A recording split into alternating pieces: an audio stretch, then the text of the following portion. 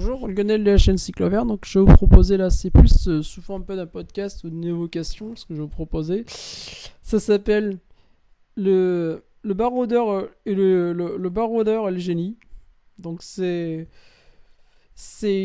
pour moi, donc c'est un espèce d'hommage à deux personnalités de la Formule 1, Nick Wirth et Roland Ratzenberger. Donc, qui ont d'ailleurs en commun d'être ingénieurs tous les deux. Donc Roland Ratzenberger, lui, il commence la Formule 1 très tard. Et vous verrez, c'est un peu les inverses. Il commence le sport automobile très tard, il arrive à la Formule 1 d'ailleurs très tard également. Il commence tout début des années 80, alors qu'il a déjà quasiment 20 ans, par un peu de karting, puis ensuite par la Formule Ford. En 86 d'ailleurs, il remporte à Brands Hatch le Formula Ford Festival, qui alors à l'époque effectivement est encore une épreuve extrêmement prestigieuse, qui souvent le vainqueur va faire une belle carrière en Formule 1, ensuite fera une très belle carrière. On a quelques exemples, malheureusement ça ne s'est pas passé comme ça, et on a eu également des exemples de pilotes qui ont fait des belles carrières en NASCAR ensuite. Donc il passe ensuite par la Formule 3, notamment en Angleterre, il passe avec quelques petits résultats. Donc avec quelques résultats il passe. Il participe donc au championnat du monde de tourisme aussi, voilà, avec un peu de plusieurs podiums, plusieurs places. Donc en fait, c'est un pilote qui va s'avérer extrêmement complet. C'est un pilote qui est vraiment complet, Ratzenberger. Faut pas l'oublier. Il pilote en tourisme avec du succès. Il pilote en GT. C'est surtout vraiment un pilote de base en GT. Il participe aux reprises au Mans. Il est endurant. Il se fait une belle réputation. Il passe en Formule 3000, notamment en 90. Aussi en 90-89 notamment, voilà, donc c'est quand même un pilote effectivement qui reste bon, c'est un bon pilote, voilà, donc notamment en Angleterre, c'est ça, notamment il gagne notamment en Angleterre, donc il remporte une victoire en Angleterre, c'est encore la plusieurs podiums, c'est la trajectoire d'un mec effectivement qui est prometteur, qui promet, qui semble promettre, quand on se dit il y aura peut-être une écurie de Formule 1 qui va tomber sur lui, qui va lui donner sa chance, mais non, la Formule 1 ça n'arrive pas. Elle n'arrive pas pour Roland Ratzenberger. Elle n'arrive pas pour lui. Jusqu'au jour où il aura une rencontre qui sera un peu... Jusqu'au jour où il aura une vraie rencontre. Voilà. Je vais y revenir plus tard. Donc, Roland Ratzenberger s'exile au Japon. Après avoir tenté s'exile au Japon. Donc, il court dans une équipe où là, par contre, c'est douche froide. Première fois de sa carrière, il marque 0 points. Il marque aucun point. La voiture est mauvaise, tout est raté, il ne se qualifie pas, très mauvaise saison. Il décide donc en 91 d'être un des premiers Européens à partir aux États-Unis. Il veut tenter sa chance en Champ Car. Et ça, à l'origine, je voulais vous en parler plus longuement, mais je n'ai pas trouvé assez de sources dessus. Donc, il part en Champ Car chez Dick Simond, qui est une équipe de milieu de tableau. Il fait des essais, il tente de participer avec le Grand Prix, mais ça ne se fait pas, malheureusement. Il retourne donc au Japon. Il retourne entre-temps au Mans. Il retourne au Mans sur une Porsche encore. Donc là, c'est encore un abandon. C'est pareil, le Mans, c'est un peu sa kryptonite. Jusqu'à sa dernière participation, il abandonne encore une fois, alors qu'il est sur une Porsche, une très bonne voiture. Il a quand même couru chez Braun, notamment en 1989, tant que Braun de l'écurie Robrun. Voilà, il retourne au Japon, donc chez Stellar International, et là, après un début de saison très poussif, 3ème preuve, podium. Ensuite, 2 victoires en fin de saison, 7ème du championnat, voilà, donc il commence vraiment à se faire connaître un peu. Là, il commence à se faire un petit nom et on commence à se dire, ah, tiens, pourquoi pas, ce pilote, il me semble intéressant pour la Formule 1. C'est un pilote autrichien, il a un peu de sponsoring, notamment, il a quelques sponsors japonais, notamment Mentenoras, quelques sponsors japonais qui sont intéressants derrière lui. Il peut intéresser les petites équipes. 93, par contre, c'est une saison qui est un peu moins bonne. Voilà. Il est 11ème du championnat, mais là, il fait quelques rencontres décisives, notamment Eddie Irvine, avec qui il fait souvent l'imbringue, parce que Ratzenberger, c'est connu pour être un tombeur. Et également Hans-Harald Frentzen, notamment, qui va énormément le recommander. Qui chante ses louanges dans le peloton comme étant un pilote très solide. Roland Ratzenberger, c'est un pilote qui est solide. Comme vous le voyez, c'est surtout un pilote qui est capable de tirer parti de Mattel, pas si bon que ça au final. Donc il réussit. Et donc arrive cette année 94 où il signe en Formule 1. Il signe en Formule 1 dans une toute petite écurie Syntec. Syntec, c'est un peu les mêmes. C'est une histoire pareille particulière. Voilà. Donc c'est là que je vais en venir. Il est également relais donc d'une 5ème place au Mans et vainqueur de catégorie également. Sur une Toyota, donc c'est un moteur japonaise. Voilà. Donc Syntec, effectivement, il arrive chez Syntec, donc en 1994. Syntec, donc voilà, Syntec, je vais venir, je demande Nick Wirth. Le génie, Nick Wirth. Nick Wirth, c'est ce qu'on pourrait qualifier de génie. D'un génie, au vrai sens du terme. C'est un enfant qui est sauvage, qui préfère fabriquer des fusées, des fusées avec des produits détergents que donc de jouer à des jeux de garçons. C'est un élève qui est en même temps ingérable, mais extrêmement génial, extrêmement intelligent. Donc, notamment, à 14 ans, il conduit une voiture. Il conduit une voiture à 14 ans. Mais il se calme, donc en rentrant à l'université. Très jeune d'ailleurs, il rentre à l'université. En génie mécanique et en architecture navale. À l'University College of London. Et donc là, il se lie rapidement d'amitié avec le fils de Robin Earl, donc un des fondateurs de March. Donc Mark Earl. Et là, ça le conduit à travailler pour son papa chez March. Et là, il fait une autre rencontre décisive. Un autre génie, Adrian Newey. Ils sont tous les deux... Il est même plus jeune qu'Adrian Newey. Adrian Newey, il a quasiment 30 ans, alors que Nick Wirth, il a 18 ans. Donc là, il le met un peu sur le programme IndyCar, un peu... Et comment c'est déjà pour le tester. Puis ensuite Formule 1. En Formule 1. Et en 1987, ce qui est quand même remarquable, en 1987, Nick Wirth est doctorant, pas doctorant, masterant à 21 ans. Autrement dit, c'est tout simplement le plus jeune diplômé d'une grande école en Angleterre. Ça a été battu depuis, mais c'était le plus jeune diplômé en Angleterre. Et major de promotion. Donc, c'est-à-dire quelqu'un d'extrêmement brillant. Incontrôlable, mais brillant. Et donc là, il travaille avec il retrouve son copain Adrian Newey 2 jours plus tard, chez March comme aérodynamicien. Donc, avec Gordon Kopeck également. Donc, avec Newey, ils vont travailler. Donc, c'est la première vraie March qui est une F3000. Il travaille également sur la Leyton House, donc pour le team Tom Kanawa. Voilà, donc c'est un gars qui est complet. C'est un gars qui est complet. Nick Wirth, c'est complet. C'est un peu comme Roland Transaberger. Sans doute ce qui a collé entre eux, c'est qu'ils étaient très complets. Donc là, il travaille sur notamment un système de suspension active. Et en 1988, Ligier, à 22 ans, le contacte pour un poste de chef designer au sein de l'écurie française. Mais lui, il préfère rester chez March parce qu'ils sont effectivement un peu jeunes. Mais bon, il sent un peu le vent tourner déjà. Il sent que le nouveau patron de chez March, Akira Akagi, est pas un homme net. Donc avec Robin Earl, ils vont partir. Lui il part en premier et Robin Earl lui recommande d'aller voir Max Mosley effectivement pour investir puisque lui il a une idée, il veut créer un bureau d'études. Donc au mois d'août 1989, il crée Syntec. Voilà, a signé Syntec. Syntec c'est un bureau d'études avec Darren Davis, qui est un de ses amis. Voilà. Donc voilà. Il construit une soufflerie avec l'aide de Mosley, il commence à se faire un petit nom. Et là, il a une commande qui est importante, il a BMW, pour qui d'ailleurs Ratzenberger a couru en tourisme, qui lui commande. Il lui fait une commande, une Formule 1. Une Formule 1. Donc il construit une Formule 1 pour BM. Voilà. Voilà.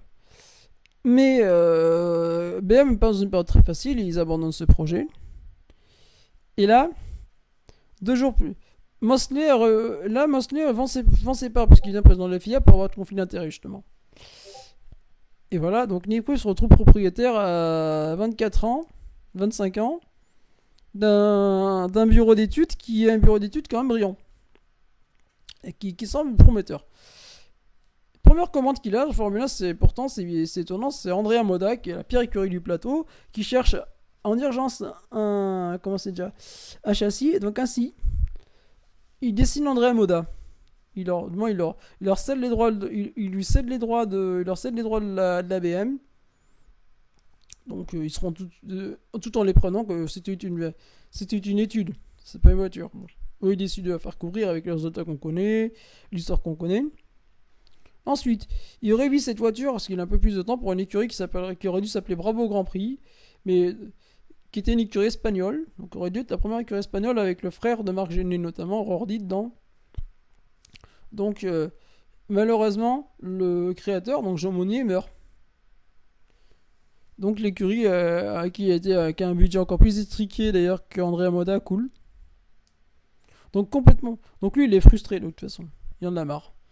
Et là il décide donc au lieu d'être l'employé de Poltron, il décide de monter sa propre écurie. Donc ainsi naît Simtek Grand Prix en août. Voilà. En août de la même année. Il reprend son projet cette fois-ci pour vraiment lui-même le faire courir. Donc a signé la S 941 qui est la première Simtek. C'est une voiture donc voilà, pourtant qui roulera assez peu d'heures l'hiver. Donc il signe un accord avec MTV et il reçoit notamment, par contre, ce qui est intéressant, en plus de Roland Ratzenberger, le soutien de la famille Brabham qui vient de perdre son écurie, donc qui a disparu. Donc ça en sort un peu la continuation de l'écurie Brabham, l'écurie Simtek. Donc David Brabham, qui avait déjà un peu piloté en Formule 1, rejoint l'équipe, sera le pilote numéro 1. Roland Ratzenberger signe pour 6 Grands Prix pour le moment, il sera peut-être conservé s'il donne de bons résultats. Voilà. Roland Ratzenberger, donc ensuite, je vais pas écourter l'histoire un peu, parce que comme bon, vous connaissez un peu l'histoire, je pense que bon, vous n'êtes pas novice en la matière, donc bon. Ratzenberger, donc lui, il va se qualifier, il va rater sa qualif de très très peu au premier Grand Prix, pour un dixième de seconde, il va rater sa qualif. Et puis, il se qualifie seconde épreuve, il termine 11ème de l'épreuve à 5 tours du premier, voilà. Mais c'est un coureur déjà qui a réussi à montrer un peu, qui montre quand même que c'est un pilote qui est solide. C'est un solide pilote, Roland Ratzenberger. Mais malheureusement, voilà, comme on le sait, également, voilà, et là Nick Webb sera très fortement impacté par ce qui va se produire. Donc, si déjà la première journée à Imola, on arrive au Grand Prix Imola, l'écurie confiante, puisque effectivement L2P aurait se qualifier la dernière fois, l'écurie confiante. Oui, mais malheureusement, c'est ce qui va arriver, c'est-à-dire que malheureusement, déjà le vendredi ça commence mal. Non pas pour l'écurie, mais Rubens Barrichello s'envole, Pirouette en tonneau. C'est un miracle, Barrichello n'a pas grand-chose, juste un poignet tordu, juste un poignet cassé. C'est très peu, quelques coupures, voilà. C'est un miracle, c'est un avertissement sans frais. L'écurie, Simtek est très content. Simtek voit ces deux pilotes pour l'instant qualifiés qualifiés parmi les pilotes présents sur la grille. Ratzenberger a signé le 26e temps, et en plus 26e temps avec de l'avance sur les Pacifiques. Donc on a une place qui est quasiment assurée sur la grille, pour deux places assurées pour cette. Et de cette manière, en plus, Nick Webb est content puisqu'il a trouvé d'autres sponsors pour poursuivre la saison, notamment. Et il en pour parler avec éventuellement deux autres, notamment Gounon, Gounon et Montermini pour poursuivre la saison. Mais Ratzenberger, pour l'instant, il donne totalement satisfaction. Mais malheureusement, le lundi, après une séance d'essai libre où on n'a pas eu trop de mal, voilà, où il a tourné un peu, il a continué à peaufiner cette voiture, Roland Ratzenberger, à la fin de dans son premier tour, va dans l'herbe, touche ça dérègle un peu la voiture. À la fin de ce premier tour, je pense que la voiture tremble. Il semble un peu la voiture trembler. La voiture perd un flap. Ce qui va un peu plus tard, à la sortie de Tombarello, à l'entrée juste avant la Tosa, on n'a pas encore la chicane qu'on a maintenant, dans la courbe Villeneuve, un très rapide virage, déséquilibrer la voiture, il y a très peu de dégagement à cet endroit-là, va taper extrêmement violemment le mur à plus de 280 km/h, et ça, malgré une très forte constitution, Roland Ratzenberger ne pourra absolument rien. Pour le choc, malheureusement, absolument rien. Si Watkins arrive, Ayrton Senna est choqué. Ayrton Senna ne veut pas courir, il est choqué quand il voit ça. Et là, ce sera, je pense d'ailleurs, je vous en ferai un sujet un peu plus tard. Peut-être sur De Angelis dans le mois, je vous en ferai. C'est un des plus gros imbroglios de l'histoire de la Formule 1. Si Watkins constate que Roland Ratzenberger est mort, ne respire plus, tente quand même un massage cardiaque, intube le pilote, essaie de le réanimer. Essaie de le réanimer pour faire beau. Et aussi tout simplement parce que en Italie, ce qu'il faut savoir, c'est que si jamais il y a un pilote qui meurt sur la piste, le Grand Prix pourra simplement annuler parce que le circuit est mis sous séquestre. Donc Bernier et Colston, voulant pas perdre son jouet, organisent un simulacre de réanimation à l'encontre du pilote, dont on sait qu'il est mort déjà. Nick Wirth fait fermer les stands et réunir l'équipe, demande ce qu'il y a à faire, demande ce qu'on fait. Pendant que le décès du pilote est constaté, effectivement, voilà. Décès qui sera d'ailleurs confirmé par autopsie, effectivement, Roland Ratzenberger est mort sur le coup, quasiment. Fracture des cervicales. Fracture des cervicales, c'est la base du crâne, donc décapitation interne. Et également, surtout, dissection de l'aorte sur l'effet du choc. Donc effectivement, le pilote n'avait absolument aucune chance. Il est mort quasiment instantanément. Voilà. Donc là-dessus, il n'y a aucun espoir. Voilà. Donc, Nick Wirth fait réunir son équipe, demande, et pour l'honneur effectivement de son coéquipier,